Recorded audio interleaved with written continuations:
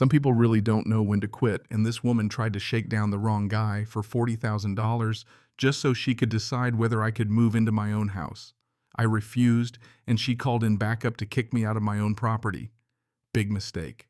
Sit with that for a second, because what followed felt like a 30-year career in law enforcement condensed into a single angry afternoon. I'm Daniel Rivera, retired detective, which, by the way, sounded a lot more peaceful on paper than it actually was.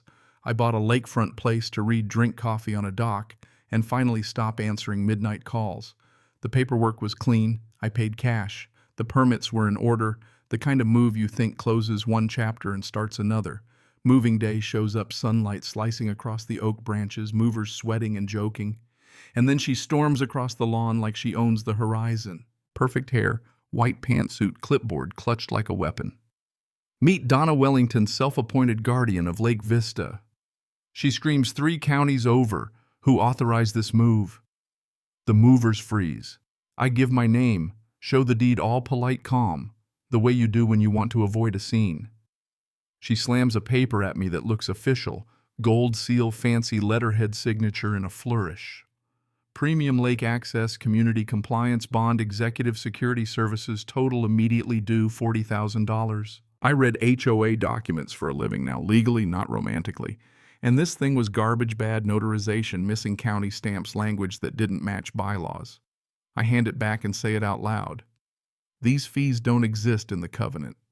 That's when the mask slips. Her voice spikes. She pounds the lawn with her designer shoe and starts in about who her husband is and how he runs the county. That's the moment the whole scene changes from annoying to dangerous. You ever get that little detective tingle, the neighbors peeking but keeping distance? That should have been my red flag. People were afraid to even be seen talking to me. Then Donna drops the name Sheriff Blake Wellington, 20 years in law enforcement.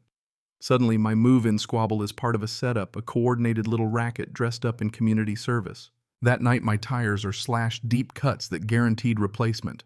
Someone slides a note under my windshield. Last warning, pay or leave. It's written on expensive stationery, totally on brand for a petty kingpin who likes to advertise her power. Next, a city inspector shows up with a smug look and a complaint about an unpermitted dock, despite my permits.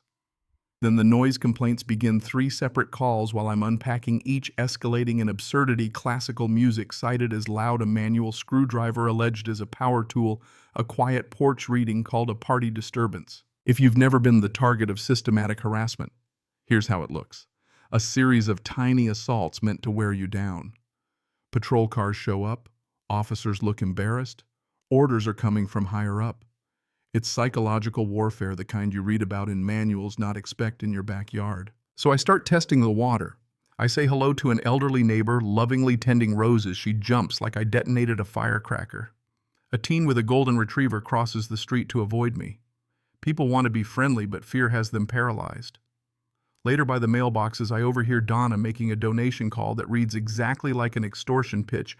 $500 keeps everything running smoothly. Problems happen to businesses that don't support the community. It's bureaucratic language wrapped around a threat. This is when I stop thinking like a retiree and start thinking like a cop. The pattern's too neat: fake fees, anonymous complaints, neighbors frozen in fear, a protection racket under HOA cover. The next morning, the big man shows up himself, Sheriff Blake in uniform, chest out, hand resting near his holster. That particular posture trained to make ordinary people feel very small. He tells me I'm harassing the community. I tell him I bought the house legally. He leans in soft voice with steel underneath. You have until sunset to pay and apologize, or you won't be moving in.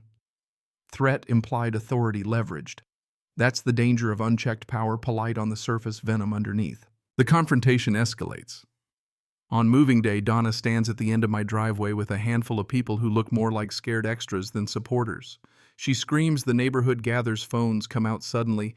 This is the event of the week. She calls Blake. He drives over with patrol cars and sirens, all the show they can muster. He tells me I'm trespassing unless fees are paid. The crowd murmurs. The scene feels like a bad movie, but the stakes are real. And then twist. I reach into my wallet slowly on purpose because I know what's in there will change everything. I hand my ID to a young deputy. Watch his face drain like someone's cut the power. He says, barely audible, "Sheriff, you need to look at this." Blake grabs the card, reads it, and you could see the confidence drain out of him like water. My ID says State Police Detective Daniel Rivera, 30 years service. It was the curtain drop the whole racket didn't expect. That moment you could hear the neighborhood breathe, and then people started talking. One by one, the stories poured out: payments, extorted businesses, threatened inspections, weaponized elderly neighbors skipping meds to cover fees. Mrs. White, the rose gardener, finally steps forward and says what everyone had been thinking: they had been paying thousands just to survive in their own homes. What followed was catharsis. Neighbors came forward with receipts, recordings, bank transfers, all evidence that turned a local tyrant into a federal case. Blake tried to salvage his career with bluster and jurisdictional excuses, but threats, bribes, and civil rights violations aren't county matters when the state gets involved. The deputies exchanged looks. The sheriff's bravado collapsed. Donna's meltdown mascara, streaking hair wild, a queen dethroned in real time, was horrible, and I'll admit strangely satisfying. We didn't stage a spectacle for fun. I didn't stroll in wearing a badge like a prop. I walked in prepared because I couldn't stand knowing people were being robbed by someone they were supposed to trust. By the time investigators finished, it wasn't a few bad apples, it was an organized scheme that had bled the neighborhood dry for years. The legal fallout was big. Charges for theft, racketeering, civil rights violations. It's the kind of justice that takes years to assemble, but when it lands decisively. The community got an audit, seized assets were returned, and people who thought they'd have to sell their homes to escape ended up staying. Mrs. White kept her house. Tony, the landscaper, got restitution that saved his business. Emily installed the playground Donna said she'd fund and never did. I won't pretend it was only about badges and courtrooms. The real victory was watching neighbors find their voices after years of fear.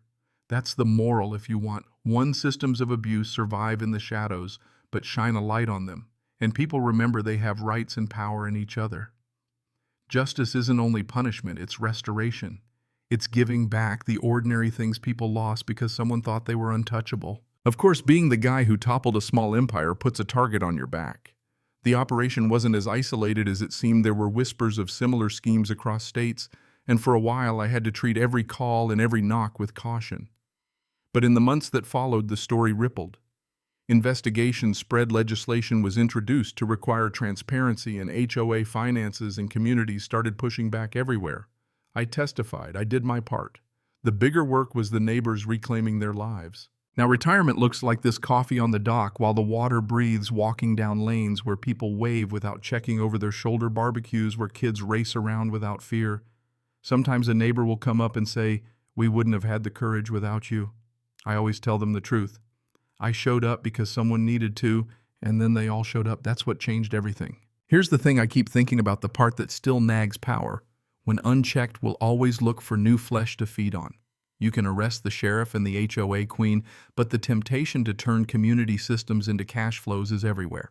The lesson, and I mean this genuinely, is that accountability works.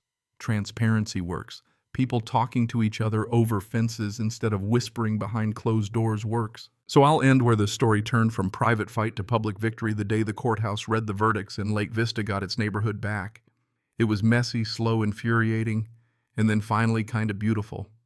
People cried, clapped, hugged, and then started planning their next potluck. That's the image that sticks with me, not the badge, not the headlines, but neighbors sitting together on a warm evening safe. Now I want to ask you, and be honest, what would you have done in my place? Stand up and fight, or quietly move away? And if you've ever lived under someone's petty power, tell me what happened to you. Share your story, the ugly ones and the small victories, because the only way bad systems lose their power is when people stop being afraid to name them.